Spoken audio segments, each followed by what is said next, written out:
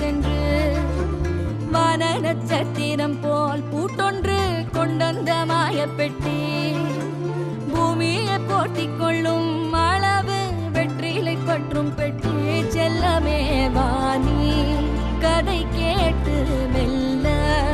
விழி மூடு மார்பின் மேலே உறங்கு உறங்கு